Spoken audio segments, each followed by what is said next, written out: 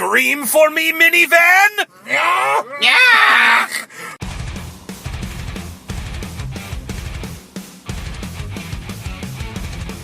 News, reviews, interviews, and all things metal. From the Kensington Place Studios, it's According to Metal with Jason and Biz.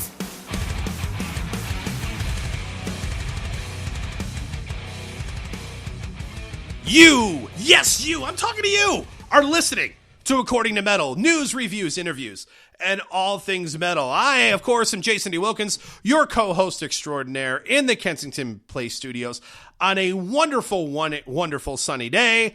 Hopefully where you're listening to this episode, and when you're listening to this episode, it's a beautiful day for you as well. And it's always beautiful when we get to talk metal. And on this episode, we got a lot of cool stuff that we're going to talk about. I'm not one to brag, but I'm going to. I just saw Iron Maiden's Book of Souls Tour 2016 in Chicago. Yeah, sold out. Yeah, at the United Center. Yeah, it was freaking awesome. I will share with you not only my thoughts going into the show, but also kind of what I thought after that. Not only that, but the opening band, the Raven Age. And you'll not only get my feedback, but you'll get feedback from some buddies who went to the show with me.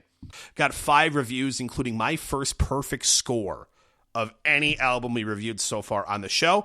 Also, the latest in news that we're going to go into here in a little bit.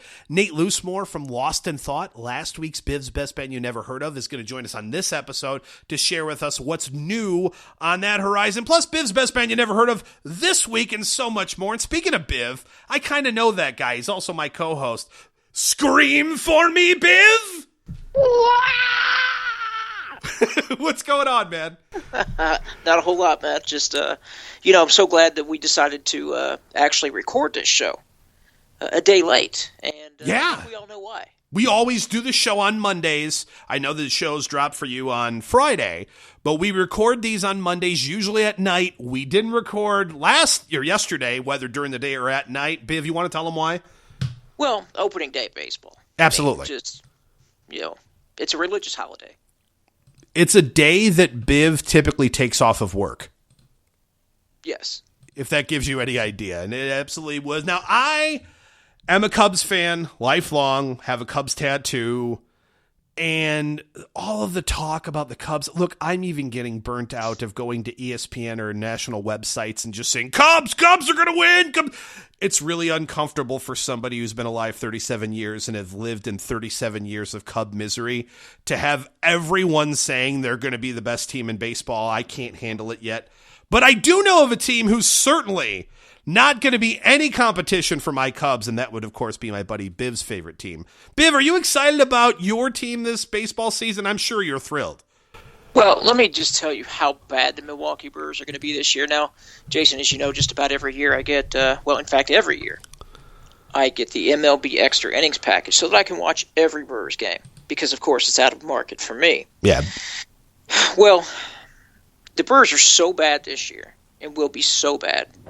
I'm actually considering getting the MILB package, the minor league baseball package, so I can watch their Triple Eight instead. That's awesome. Well, that's probably, especially for you guys, I could relate because, for the last couple of years up until last year for the Cubs, you'd be much better watching Double-A or Triple-A, but watching the Iowa Cubs with the guys they had versus who they had on the Major League roster. I can't say I blame you, but that'd be funny as hell. Yeah, well, I think that may actually happen. Not only would it save me a ton of money, I think I'd see more talent. You would. You'd absolutely would. That's awesome. And, what's funny about that is every time I go to Biv's house and we hang out, I know that if it's baseball season, it's going to involve metal, beer, and baseball. And I don't know if that'll happen this time around next time we hang out. I think it'll be metal, certainly. It'll be beer, at least for me, possibly. And it'll be, hopefully, Cubs baseball. Or maybe we'll watch minor league Brewers baseball together. What do you say? Yeah, we could do that. I think that's a good plan. But one thing that's definitely going to be a plan next time we get together is to talk metal. Oh, wait, we do that every episode of According to Metal. And we start off every episode talking about the latest news, the latest headlines in the world of metal, and Biv's going to do that for us right now. It's Metal News. Let's go. It's time to give you some headlines. The metal news you need to know right now. Well, we got a lot of exciting news going on. First of all, Guns N' Roses has announced a 21 cities tour. Now, not only is it a tour, it's a tour of pretty much NFL stadiums. If you look at the list of cities that they're going to be going to, it's just one huge stadium after another that they're expected to sell out. Now, they did a warm-up show last Friday at the Troubadour on April Fool's Day, and it was billed as Hollywood Rose, which, of course, is a tribute band. But word got out that, in fact, it was Guns N' Roses that was going to be doing a show there. Troubadour is where they first started out, and it was one of their early venues. So it was pretty cool. Well, a couple thoughts in regards to it. Did you, by the way, I haven't done this, and I was thinking of this the other day. Shame on me since we're recording this episode. Did you get a chance? Is there any bootlegs or YouTube clips or anything of how they sounded that night? I'm just curious if you've seen anything. I know you're a huge GNR fan, so if anybody's heard that, it's probably been you. Oh, absolutely. Yeah. In fact, if you go to the blabbermouth.net website and follow the news article at the end, there's several different YouTube clips that you can watch and listen to. What are your thoughts as an old school GNR fan?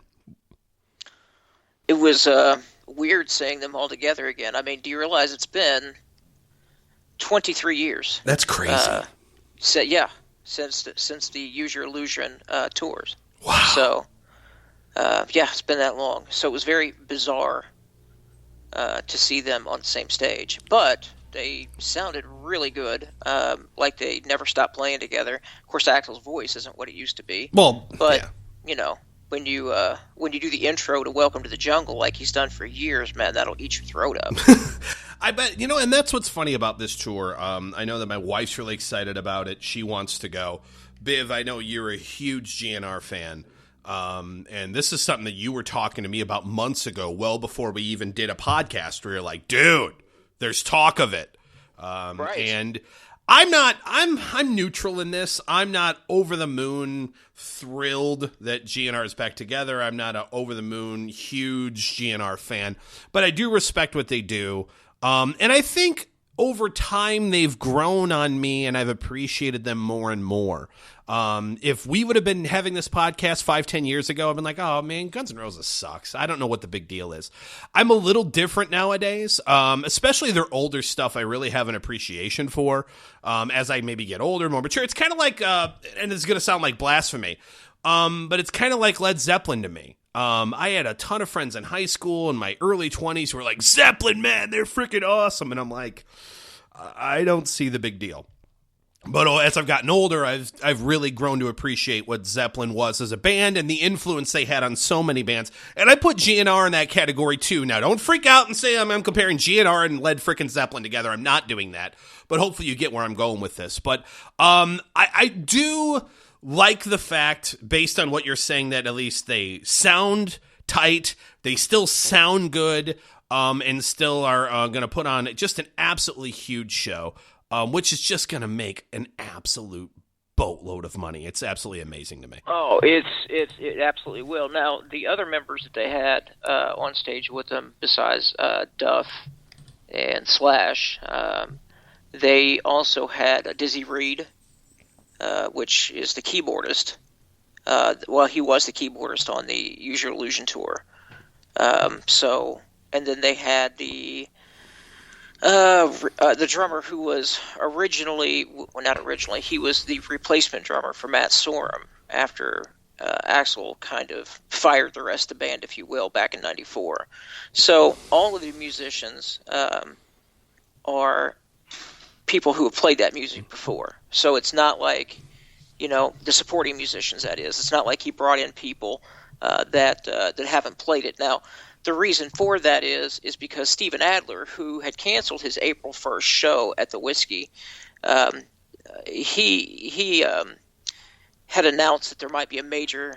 He was expecting to announce something very major, and rumor had it that he was going to be on stage with Guns N' Roses. But as it turns out, he had to have back surgery and simply could not be on stage. And I don't know that he'll actually make it on stage for this entire tour. So for the Steven Adler fans out there, I'm sorry, but he may not make it. And that's okay with me. I'm not usually a drummer guy anyway, with very few exceptions. So, the other news with that is that Axl Rose, of course, was seen leaving rehearsal studios in Atlanta with the other members of AC/DC. Now, we talked about Brian Johnson last week, or on the last episode.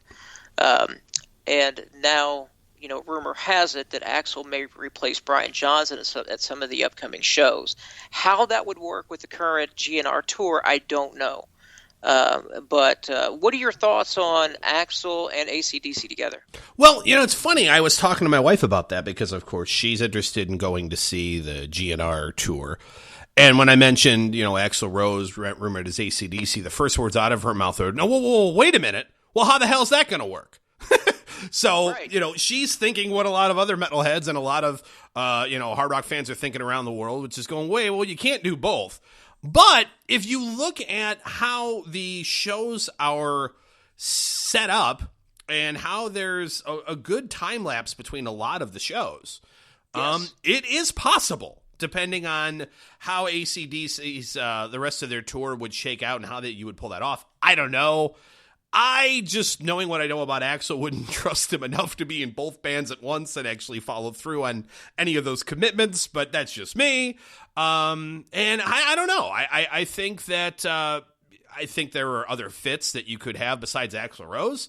We talked about that on the last episode, too. I'm not saying Axl's the wrong choice, but I'm sure there are other people who sound just as good as Brian Johnson who are no names who are ready to go right now that you could insert in that would be able to finish the rest of the tour for you, unless it's just simply nothing more than hey, if we have Axl Rose as our singer, people are going to be completely stoked about that idea because not only are we AC/DC and we sell out anyway, but we're certainly going to, sell out all the shows that we have with Axl Rose as our lead singer. So I don't know. I don't know if it's cash grab or I don't know what that would be.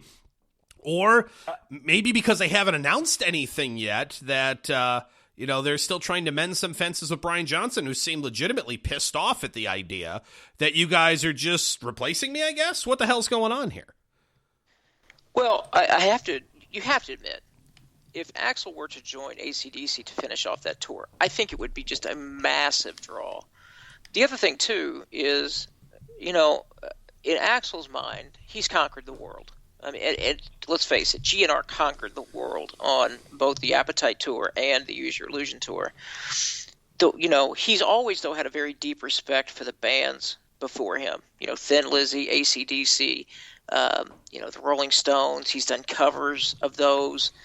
He's opened, for the Stones, or I should say GNR opened for the Stones on the Appetite Tour. So, actually, that might have been the Lies Tour, but at any rate, I think it would be a huge draw. No, I don't disagree with that. I don't know. I don't seem to understand it. Now, real quick question, Biv, by the way, because you had mentioned this a little bit ago in passing, but we never really discussed this in depth, so let's just discuss it on the show. Okay. The set list that they played for their first show, their kickoff show, if you will, under the name Hollywood Rose, kind of a head-scratcher, wasn't it?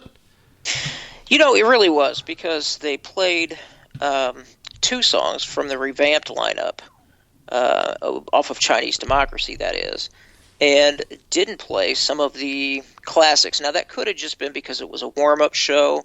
I don't know that they would continue to go with that. It's hard to say. But it certainly was a head-scratcher because they played Chinese Democracy, which is a good song. Madagascar off of Chinese Democracy.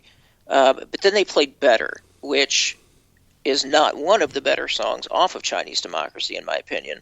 They could have played There Was a Time. They could have played any number of songs besides that one. But, that was Axl's choice, and that's what he chose to do. So, now, on that show, at the Troubadour show, I don't know if you saw this, but no, that place only holds 400 people. But listen to the lineup of people that made that show.